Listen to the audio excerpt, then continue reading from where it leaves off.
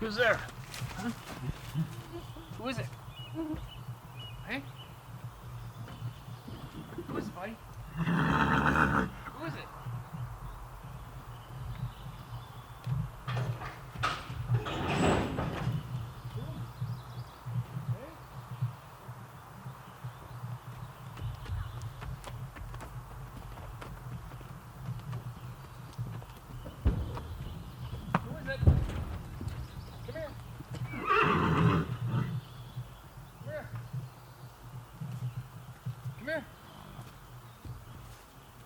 Buddy, come here. Come here, you guys. Who's this? Who's that?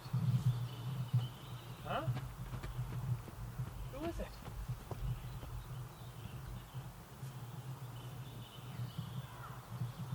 Holy cow. Who is that? Huh?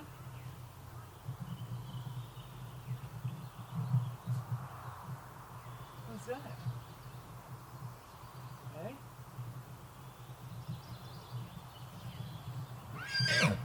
Huh? What's that?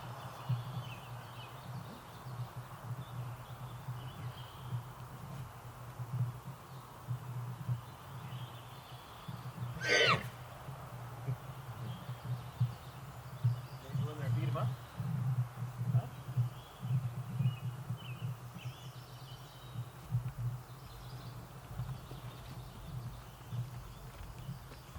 What do you think, buddy? What's that? Is that Monty's? Is that Monty? Here we go.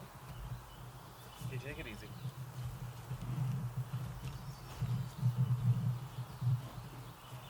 Come here.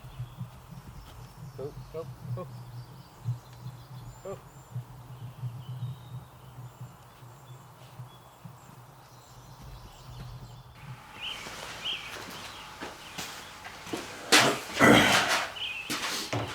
Alright, try the barn today. So close to being done in here. The horses are about to have their brand new bedrooms, finally. It's funny, I had to drive over an hour to get my third gate. I decided to do 3 gates here. So these 2 gates open up individual, their stalls are on either side of this gate, and you can either walk them both out to that paddock, or I can swing this gate open, and they can go in and out of this way out into the front of the barn entrance too. But anyway, I drove over an hour to get the gate, and all you trades friends will appreciate this story. And they didn't have any more of these gates left. There's only 1 gate left, and it's a different size. I'm like, oh my god, no. So they did all this timber frame here, and beams in, completed, ready for the gate. And I bought it, not knowing the dimensions, and it fit to within 1/4 of an inch. There's a 1/4 inch gap here. It's like, yes. Celebration time. There you go. Life's just not that exciting when that's your biggest success story for the week, right? It was a good one. What else can I share right now? Excuse me. I heard from Edgar. He's on his way to a great holiday, thank God. You know, that man has lost over 90 pounds with his fight with cancer and has been, quote, inside looking out the window for 2 years. It's like being in prison. And now he gets to go put sand in his toes. How frickin' awesome is that? He gave me a handful of tidbits. I'm waiting on one of his colleagues is going to share with us some significant information. He just hasn't got it together yet. And it's not here yet. But of course, me not keeping my mouth shut, I share with you guys as I get it. Alright? I don't have any incentive to keep my mouth shut. Well, I better keep that to myself right now. So I just fill you guys in along the ride with what I get, what I can, when I can. And then I hold off with what I am cautioned I can't share yet. And if you don't do that, if your word is worth shit, then you are worth shit, and nobody's gonna have anything to do with you. So I keep solid to my word for the small handful of what I would consider pussies out there who try to encourage me to spill the beans even though I promise not to, get your head out of your ass. Get some character, get some self-respect. Alright? Anyway, one thing that I can share with you that I am finding out is, for a piece to my puzzle, is 100% for certain. Various DNAs have been tampered with, and this has happened. Be a little bit much to wrap your noggins around, but it all is pointing to at least 15,000 years ago, someone or something messed with some DNA intentionally, and all the evidence is directly pointing to that. Strong enough that I feel confident to share that tidbit with you right now. Why and who? Don't know. Some of the DNA findings, mind you, some of these people have had, quote, over 3,000 DNA samples. Okay, you guys, over 3,000.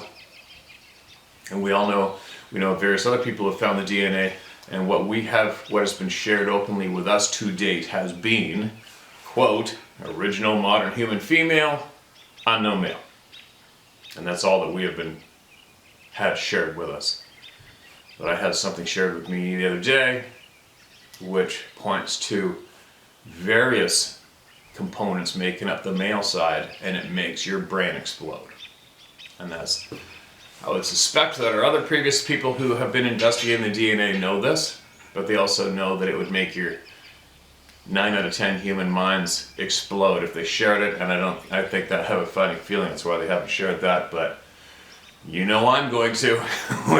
when I get the full recipe on paper from these people, I'm going to share it. But let it be known now that the male side of the DNA so far has been coming out to make you go, what the F? You've got to be kidding me.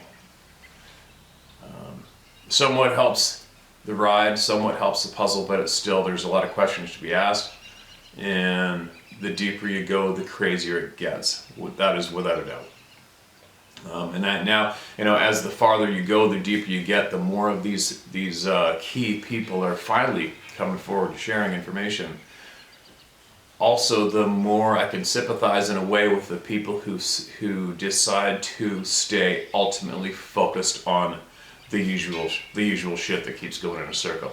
It's safer, it doesn't make their mind explode, and they don't have to face the actual truth. And for many, many people, that is a more comfortable place to be, not facing the actual truth. That goes a long ways with a lot of items that are going on in our world today, right? Hopefully many of you out there aren't just staying tunnel vision focused on this one topic. You are seeking truth with all the other topics, because like I've said from day one, this topic is one of the easiest ones to present to all the people that we are being misled and lied to across the board. Probably said it till I'm blue in the face, but I'm not going to stop saying it because it's true. What's frustrating and amazing is how many people out there do not want to face that truth. They don't even want to look at it. They don't even want to look into it. They just stay in line and keep going with the horseshit. I don't know why I can't. I just can't. I was saying to Edgar this morning, I don't even know how I ended up where I ended up, but I did. What is this ride causing me? Is it causing me grief? No. It's eating up a lot of time. Is it doing any good for me?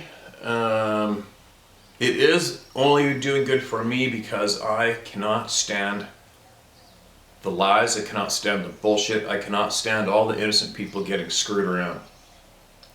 And I have a feeling it probably feeds back to the monsters that were brought into my life as a child that I had no control over, and the devastation and results of that.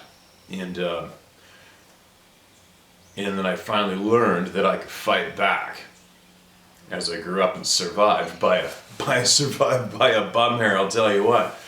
But I survived and I learned, and now on a greater scale I still see that same example going on to all of us on a larger scale, and it makes me want to fight it. It makes me want to fight. And I can't stop myself, I'm good with it, and I'm not going to quit, and here I am, alright?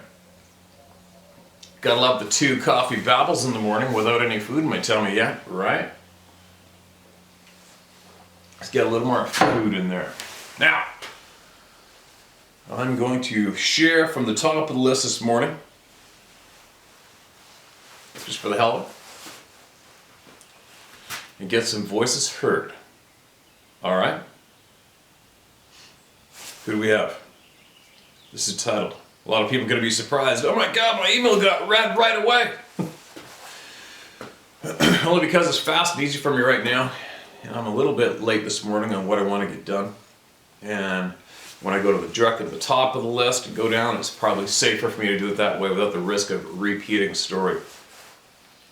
But then again, who knows? People send their stories in nonstop. The same one, right? Alright, this is titled The Orbs Followed Us. Steve, thanks for all your work in uncovering the truth. You're 100% correct that we have been lied to ever since our first day of school. I concur. I hope the evildoers that are working behind the scenes are soon brought to light and justice prevails. Oh my God, so do I. The following event took place in 2005 in a field next to the Little Tallapoosa River, West Georgia. My brother and I came to this field at night to hunt for arrowheads. We had experienced some extremely strange things in the past at this location, but that's another story I'll save for another time. We were at this location at night because we did not have permission to search the property for arrowheads. Why we didn't ask for permission, I don't know. Youthful stupidity, I guess. We've all been there. As we crossed the river and came up onto the field, we stopped to smoke a cigarette and enjoyed the view of the night sky over the last vast field. As a child, we had witnessed strange lights at or near this field from where we camped in our yard about a half mile away. This night, we're only there to look for and hopefully find some arrowheads and get out of there without being caught by the landowner. As we were looking out onto the field, a light blue colored orb of light came out of the woods about 100 yards in front of us.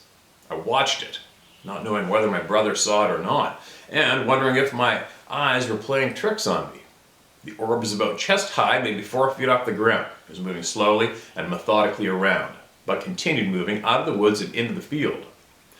Then another orb, reddish orange in color, followed it from the same position out of the woods.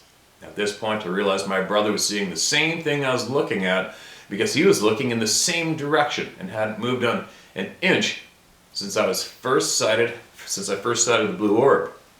The orbs are about the size of a baseball, but radiated a faint glow of light out from the center. This glow was about the size of a basketball. The orbs looked like they were dancing with another, making slow circular motions as if they were playfully floating into the field.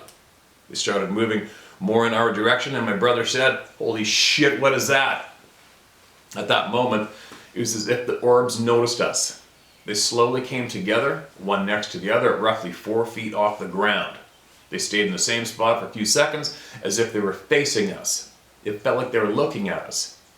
Then both orbs remained at the exact same height, side by side, and began moving directly at us very slowly. My brother bolted back to the river. I kept looking at them, wondering what the hell they were coming towards us for and what might happen if I stayed in place. I was more fascinated than scared, but I got the sense that I shouldn't stay there any longer. My instinct said run, and finally took off to the river. I don't know for certain if that's the correct move or not, but if your instincts say it, it's correct. My brother screamed something about them following me, but I didn't turn back to look. I crashed into the waist-deep water and ran through the river instead of stepping over the rocks. After we came up onto a field on the other side, we could still see the orbs moving toward our direction at the same slow speed.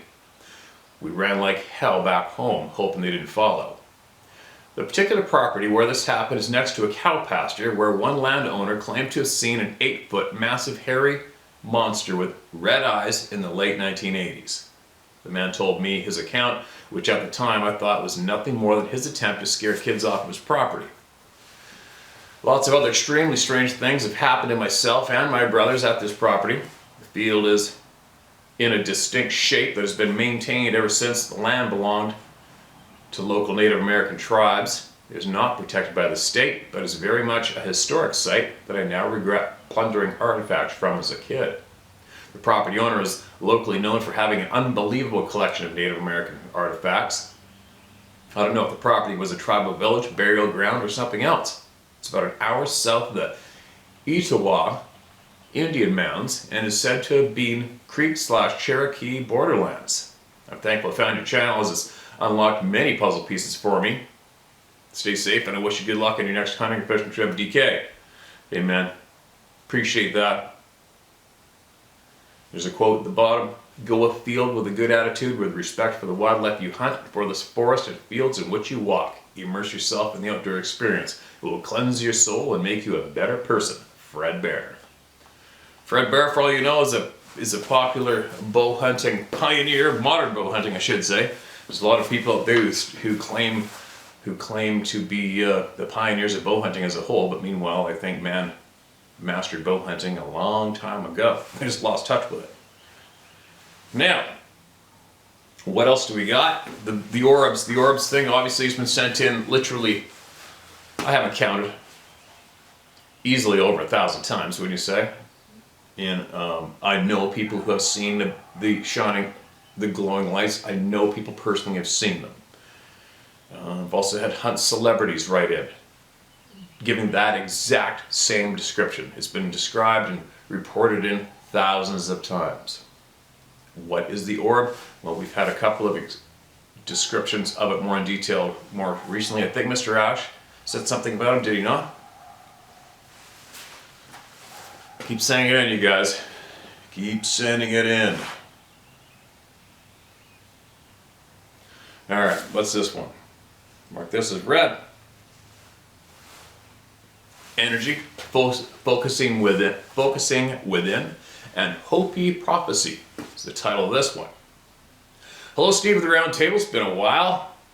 It's a fair statement that humanity as a whole is beginning to ask deeper and greater questions than it has done in a long time. Through a multitude of channels and topics, many more people are now delving into the importance of energy, frequency, and vibration. One could draw similarities with the human body as a biological battery. At any point in time, we are either absorbing energy by eating, drinking, and sun exposure, storing energy by rest and sleep, or using energy in physical activities. Our blood is positive or negative. If you are a naughty battery, you get stored in a cell. Naughty battery? If a battery runs low on water, the process of corrosion sets in. I'm not an expert in any field, but I acknowledge the importance of clean, pure water and the pH balance of our bodies. In the 1930s, a gentleman won the Nobel Peace Prize for discovering that cancer cannot form in an alkaline environment. Please let that sink in. All our food on land, be it meat or a plant, acquires nutrients and trace elements from the soil and water. It all begins with the pH of our soils. This determines what plants will grow in an area and what a plant's pH balance will be. Just as some fruits are acidic, some are alkaline.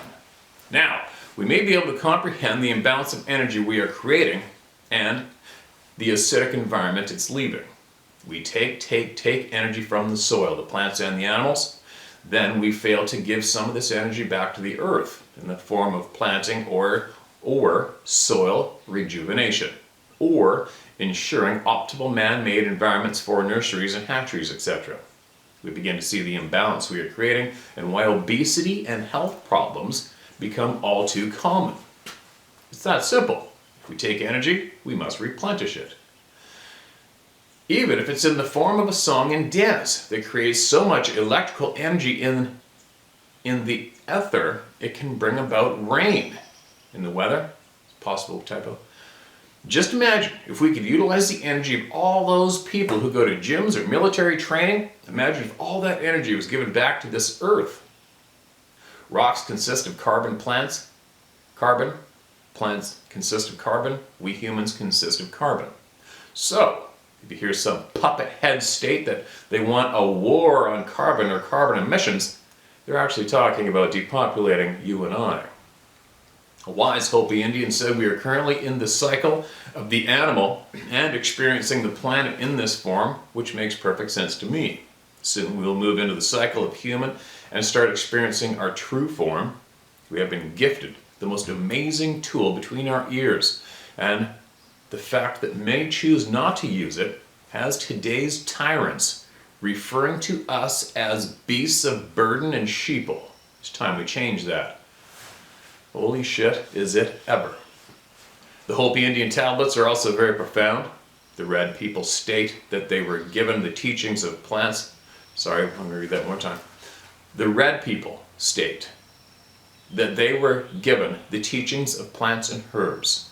The yellow people were given the teachings of breathing and emotions, and their tablets are secure in the mountains of Tibet.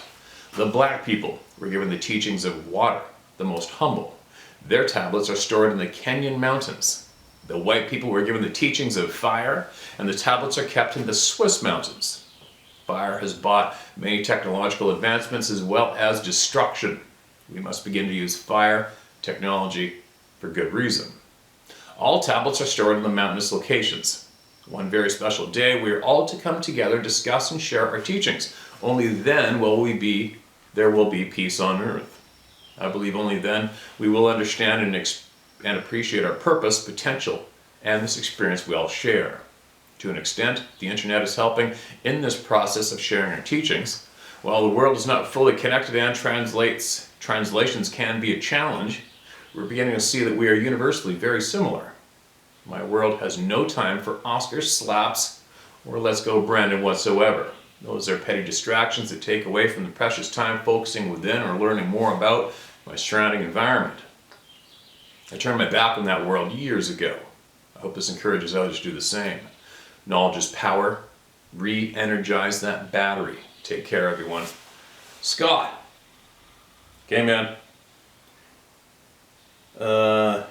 Thanks for the email, Scott. Listen up, I don't know anything about those tablets. And this is a pretty bold statement to say they are stored in those mountains and those mountains and those mountains. And if you could, maybe you could email me back with a little more finer detail on the tablets, how you know they are stored in the mountains, who scratched them off, who stored them. You know what I mean? Like, give me if anything, send me some more knowledge on the tablets, okay? What else? And the slap thing, I noticed the other day, I noticed a long time ago, the amount of horse shit that is delivered to the population is so embarrassing in a way. I have refused to even acknowledge it, let alone share it here. Especially when you have to go online and flip through to find who you are seeking to listen to for knowledge. And then you have to get past the tsunami wave of absolute bullshit people that need to sit down in front of the camera and give their thoughts on the latest bullshit episode that happened with the mainstream idiots. It's embarrassing. I won't acknowledge it, I won't talk about it. Let's just say it is embarrassing, and just the fact that I shared the word slapped right here kind of makes me cringe. So, moving along, leaving the bullshit behind us with zero attention for it, and to get some more valuable words shared by the people before we can't share from the people anymore. Just believe you and believe me. You've seen the control of the internet. You've seen it. You've seen the control on what we can say or can't say online. It's alarming. And if the dirty pricks who we are trying to better could have their own way, all this information that we're all sharing would get put back down into the bottom of that fucking barrel again, right? Now, what do we got here? It was lying flat in the middle of the road is the title of this email. I live in north central Maine in a small town near I-95. The off-ramp from I-95 to get to my home is in a sparsely populated area with no streetlights and winds in a tight curve from the highway to the small country road where the exit ends. During the late fall of 2019, I was driving home during a particularly dark and cold night with no moonlight. I pulled off the highway at my exit and began the tight, long, bending curve while braking to slow down before coming to a stop at the end of the road. As I slowed down on the sharp turn and began to straighten the wheel to begin my approach to the end of the road, I noticed something dark covering the road. As this is an off-ramp from the highway, it is a one-lane road, but this animal was so big, it covered the entire road. I mean, the entire road from left to right. I quickly realized I was not going to be able to swerve to the right or to the left to avoid running over this thing. That was my first concern. Not that this is the biggest animal I'd ever seen, but how could I avoid hitting it?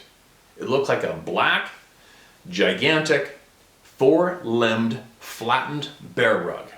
As I got closer, I could see a round, dark mass in the middle of this rug that I assumed was the head. I was still traveling at over 40 miles an hour. I quickly decided that I was going to have to try to center the car over the middle of it to do the least amount of damage without driving off the road and into the trees. So I began to apply the brakes hard to slow down enough that I would be able to center the car over the middle portion of it. Hopefully that makes sense. Makes sense to me. Just before I ran over it, I realized that the limbs were covered in very long hair that was spread outward onto the road. I centered the car and ran over it. I immediately heard and felt a bump. I must have hit the top part of its head, as that was the highest point of this giant fur rug. It happened so quickly that I was so shocked by what I saw that it took me a few seconds to come to a complete stop after I hit it. In fact, I was at the end of the exit where I would normally turn right at the stop sign to continue home. Then I decided that I had to see what I'd just ran over, no matter how bizarre and weird. I put the car in reverse and began to slowly back up, hoping the brake lights would illuminate the road enough for me to see what was there, because I didn't want to leave the car. This is a remote, wooded area, and this ramp leads to only a few small towns in the area. So the chance that someone else would be exiting off this ramp at this late hour was remote, and I was still willing to take the chance of reversing back up the off-ramp because I had to see what it was. Unfortunately, as I was approaching the spot where I ran over it, I could see the lights of another car coming off the highway and circling around the ramp. What were the odds? Damn. But wait, there would be another witness. Someone else is going to see this, and we can both bear witness and convince each other that we're not crazy. So I stopped driving in reverse and drove forward to the side of the road and waited. I was watching in my rearview mirror as the car quickly approached the area where it was hit. I was scanning the ground to see it illuminated by the car's headlights, but there was nothing. Another car continued by without stopping. Didn't they see anything? They went to the end of the exit, turned left, and drove off. Incredibly, had to admit that they didn't see anything in the road and just went on their way. How's that possible? It had been more than 2 minutes since I ran over it. Even though I still wanted to know what had just happened and try to rationalize what I'd just seen, I got a feeling that I should not go back or get out of the car. I was unsettled that the other driver didn't see anything. So I just drove home, tried to figure out what I had seen in the middle of the road over and over and over again. What was it? I scoured the internet to see if anyone else had something like this happen to them with no luck. So I'm writing to you to ask if you read this to your viewers and see if this is an isolated incident or if anyone else has seen a gigantic creature that can flatten itself like a squash spider. I wish the other car had stopped or flagged me down or did anything to corroborate what I'd just seen, but they didn't. They just traveled on at a regular speed and passed me by. Did I surprise a surprise? Did I surprise a creature? Typo. That was crossing or crawling across the road? If it was a savage, couldn't it have quickly stepped off the road before I hit it? Didn't hear me coming? Why was it lying face down on the road? Not an exciting story about the sighting of a creature, but odd. Very odd. Maybe this has happened to someone else. Thank you for sharing our experiences, no matter how bizarre. That's definitely goes into the fairly bizarre category of the bizarre we normally talk about, right? And you know the routine. If somebody has had the same similar thing happen, I'm sure that you're going to hear about it in the comment section below, or somebody's going to email me about it for certain. But I would be curious about how big the impact actually was. Was it like going over baseball, or say a baseball bat size thing, or was it like going over a big solid basketball when you hit it? Did the whole car shimmy equally? Did only one corner go up and back down? Did both the front and the back go up and over? You know what I mean? I'd be curious to know just how significant the impact was when you ran over whatever the hell that was in the road, right? Keep it coming. Hope it helped. Hope somebody reaches out to you and gives you some kind of a feedback. Seen in Arizona, heard in Montana is the title of this one. Excuse me. Steve, my name is Greg. I grew up in northwest Montana around the Glacier Park area. I grew up with a father that told us about UFOs and believed in them, and I automatically thought he believed in Bigfoot also. We grew up playing in the mountains, excuse me, whitewater rafting, fishing, hunting, and camping, doing everything. There were times growing up when we'd be in the mountains, whether it was camping or even hunting, and you just knew you were being watched. And it would go quiet, not even a bird chirping. Excuse me. Years later, as I live now down in northern Arizona, about 5 years ago I went up camping west of what's called Mormon Lake. When my dog and I pulled out on the road, headed towards Flagstaff, we were going about 45 miles an hour, and I looked over towards my left, and in the trees, which were sparse, plain as day, I saw Sabe taking 3 steps while looking at me. He went straight behind a tree no bigger than 8 inches through and disappeared. That's been shared more than a bunch of times. This last summer, when I went back to the Flathead Valley to visit family and friends, I went up camping along Hungry Horse Reservoir, just past Emery Bay. I was sitting outside my little trailer talking to a friend that I travel with sometimes on the phone, when something up the mountainside, maybe 50 yards away, did the most powerful, blood-curdling scream / holler. I don't know what to call it, but it was so loud and in one breath. There was no way any human or any animal made that noise. My dog Chewy, who weighs about 25 pounds and isn't afraid of anything, jumped up and inside the trailer. I went and hid. I would not come back all night. My friend Dawn on the phone said, "What the hell was that?" And I replied, hell if I know, but I'm getting my gun. At which time I grabbed my .45, went back outside, sat down in my chair, and just about that time, whatever it was, screamed at me again, so loud that Dawn could hear it.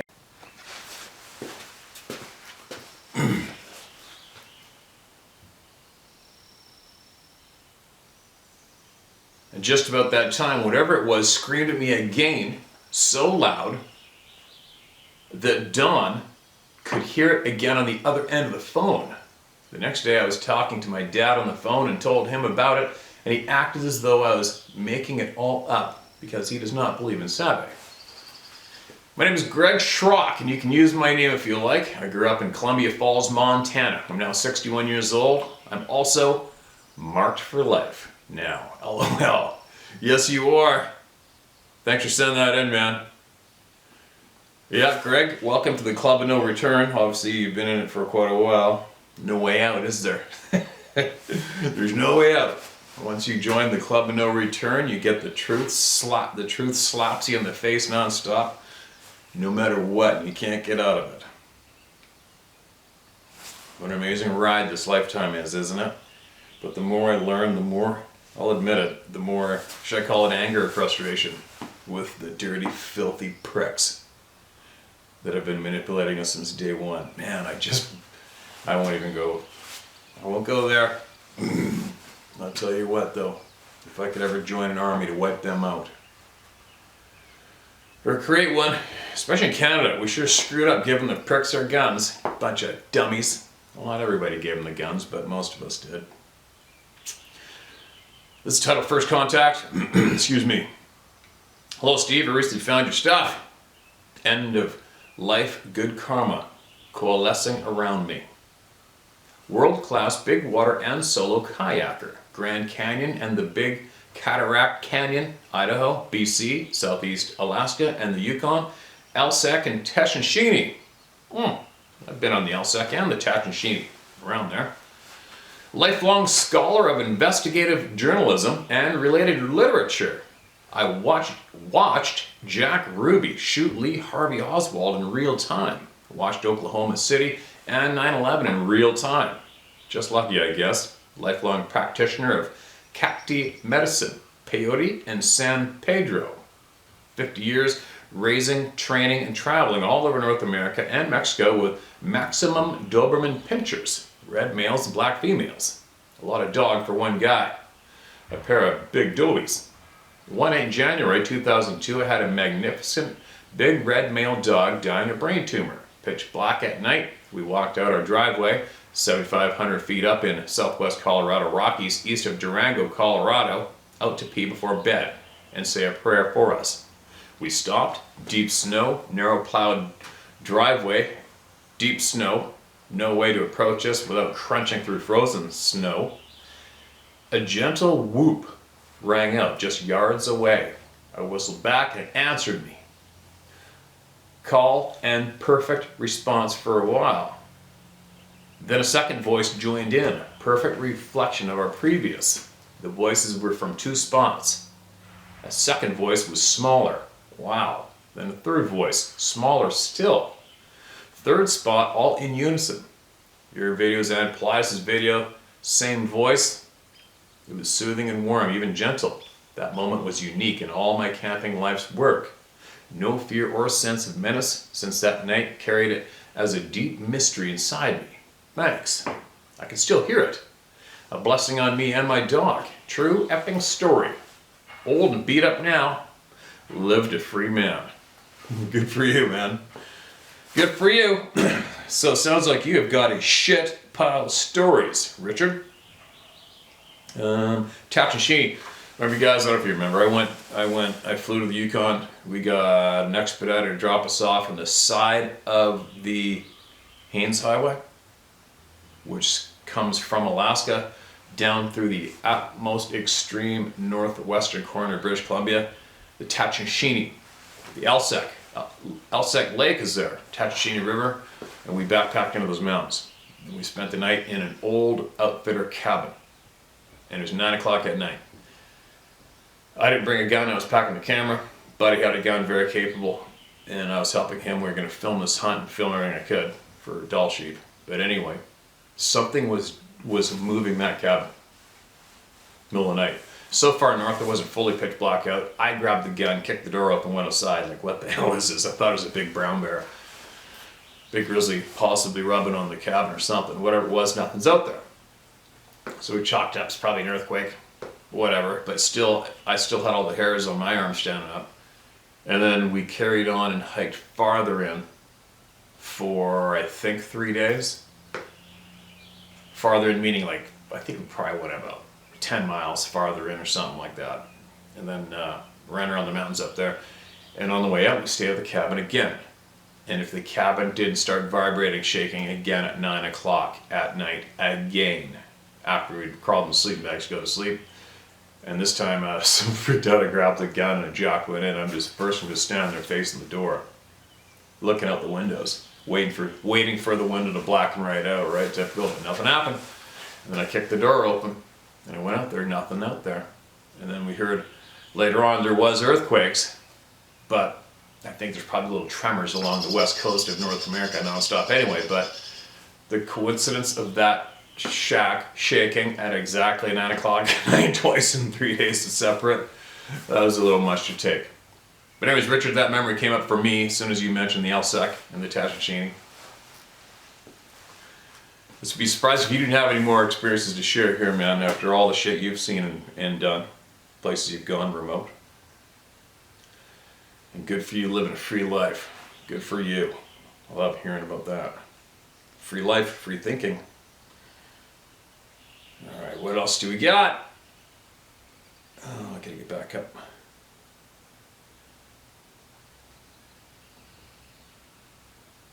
Oh, can't read that one yet.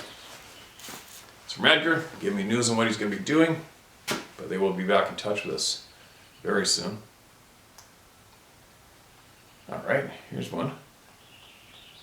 We'll make this the last one for right now, because you know what I think I might do as well? I've got a pile of photographs on my computer and my phone again, emailed in from all over the planet. I think after this video share, I might make a video share, with just the photographs on it, just to make sure that I get them all shared, because I know I screw up and forget to share photographs a lot. I think I might do this after this, maybe even tonight, we'll see. It's titled, Let's See If This Finally Gets to You. Bingo, it's here. Hi Steve, my name is Ron. I've tried to reach you. Seems every time I send the email for some reason or another, it tells no recipient. So I'll try again. First time I sent in a story, I told a lot about the lead up. This time, not to waste my time as your time, I will cut it out. First, I want to say that your gut feeling should be taken seriously and never in doubt. Hear, hear. Just like my father told me my first time hunting alone, he said, always trust your compass. Don't think the compass is wrong because you think the truck is the other way around. Those words have got me out of the woods more times than I can count. So let's begin. First, quick on your sixth sense. It was bird season. Me and my hunting buddy planned on going bird hunting once I was out of school for the day. I repeatedly told him we should skip that day. Something didn't feel right and I nearly begged him not to go. This went on for hours before he got tired of listening to me. The second we agreed to leave, I turned my back on him. Instantly, his gun went off. He'd shot him in the foot. Point blank range with number 6 bird shot. His first words were, I guess we should have listened. I guess I should have listened. I don't know if I read this already or if I shared it. So I shared it. Sorry, you guys. But I can't take the risk of it not being shared. Now, on to the table of no return. I was rifle hunting. It was rifle season in Maine. Being from Massachusetts, my cousin and I wanted to go hunt some big woods. Not sure where in Maine it was, only that it took about 4 hours on paved road, and then we turned onto a gravel road and drove about another hour. First morning, I fell asleep at my stand. I was woken by that sound of a deer walking through the leaves. When I opened my eyes, here comes a heavy 6/8 pointer, walking head down and straight at me. When I finally felt I had the shot, I slowly started to raise my gun. Before I even moved it, it spun and started running from my right to my left. I shot 4 times. On the second shot, I thought I hit my mark. Steve, I looked for hours for any sign I hit this animal before deciding I must have missed. So I started heading in the direction he was headed, slowly making my way up a hill to where it flattened out at the top. I'm not great on the different types of trees. If I had to guess, I would say there were saplings. At the top of this hill was just a thicket of them, probably his bedding area. Suddenly I see 3 shake as if I jumped something. Must have been a tree shake. Whatever I jumped, I only heard the leaves rustle for a split second, then the trees shaking. No noise after that. The woods were crunchy leaves. If it was a deer, I would have heard it keep going. So I sat there looking at 3 trees, finally seen one big black eye and a strip of black, probably 4 feet off the ground. I didn't use a scope or carry binoculars. Now I always have both. I stared at this eye for at least 15 minutes and then it moved. I could make out a head and a shoulder. I honestly thought it was a black bear, except looking back, it moved as if it had hips. When it turned, it did so with fluid motion, like a person would if they were bent over from a side angle, and then just turned to leave. Still no noise, not one crunch of a leaf, and bears don't have shoulders. Still, I wanted a better look, so I went to run into the thicket, only to have my head say, "Stop, don't go in there." I just turned and walked away, like a child being told to go to their room. I didn't share this yet. So the next few days were uneventful. Day 4, I'm walking/hunting my way back to camp on a jeep trail. People might call it a quad trail now. As you make your way down this trail, there's a point where it opens up. On one side, it's about 100 yards long and about 30 yards wide. In the middle is an old apple tree. Under the tree, I spot something black. In my mind, it said black bear. My rifle was on my sling on my shoulder. The second I went to slide my sling off, and I mean like as soon as I thought about doing it, the bear stood straight up. This is the late 90s. No one had Sasquatch on their mind. I knew bears stood upright when they wanted to, so this didn't surprise me. Before I could get my gun off my shoulder, this thing went 50 to 60 yards in a flash. Then I will never forget when it hit the thick wood line. Its arms were straight out, and it pushed the branches away from its head. Never did drop to all fours. I always told the story up to the point it ran off. Not until I started watching this channel did I start finishing the story. Sadly, my cousin was taken from cancer a few years after that. Sorry to hear that. Then my friend, who was like a brother, all we did was hunt and fish. He was killed in a motorcycle accident a few years after that. Then my father a few years after that. So I stopped hunting. That sucks. Never quit, man. You never quit. They don't want you to quit. That goes to everybody. People that die do not want you to quit your passions, alright? It didn't matter if you got something or not. You'd always have something happen that day. Oh, sorry. I missed a sentence. My only real passion in life was hunting and fishing. I loved being in the woods and loved the stories after. It didn't matter if you got something or not. You always had something happen that day. How you could have sworn a squirrel was a deer, or this happened or that happened. I love that part. Now it's 2021. We've been watching your channel every day since the first time you even brought up the topic. So this year I decided it's time to head back in the woods. Yes. Thanks to you and all your viewers, it sparked something, and I hunted every chance I got to get out there, which was pretty much every day, to the point where my girlfriend was convinced I wasn't hunting. Yeah, it's funny how sometimes their brain tells them that no one spends that much time in the woods. I hope this reaches you this time. Sorry, I know I said I would cut it short, so I'll stop now. If you want to hear how crazy this year hunting season was, LMK and I will write back. I'm at the age group that the abbreviations don't work, so I don't even know what LMK means, you guys. Must be something good though. Because the things that went on in this area, I hunted for 15 years. Now I've seen and heard, and at one point scared out of my stand. It was non-stop. At least once a week something went down. Anyway, thanks again. I give you full credit on getting me fired up and back into the woods. Thank you, Ron from Massachusetts. Ron, thank God you went back out there. And you probably know by now, if you're listening to everybody, to just get out of your truck, man, and say it out loud. Yeah. I think it works, or maybe it's just the roll of the dice for me. I don't know. Maybe I just haven't been at the right place at the right time to have my next face-to-face frickin' experience, but just say it. I want nothing to do with you. I know you're here. You know I'm here. Leave me the F alone. That's what I do. New areas and semi-areas, I'll think it, I say it throughout the day. Have you seen any of my videos? You know where I am. I'm in a couple hours in timber to get halfway, 3/4 the way up a fully timbered mountain. And that's where I am, so at times when you're alone in there, especially in the dark, it can get fairly intimidating. And saying a simple sentence like that doesn't take much. Anyway, time to go. The boss is here. I promised I'd make some raised garden beds or something today, so I gotta get that done. And I gotta carry on, and I gotta keep accumulating more knowledge, and I gotta keep sharing it. So, share my story at howtohunt.com, and get it in. If it helps you or helps any of us, get it in while we still can, alright? I'll be back.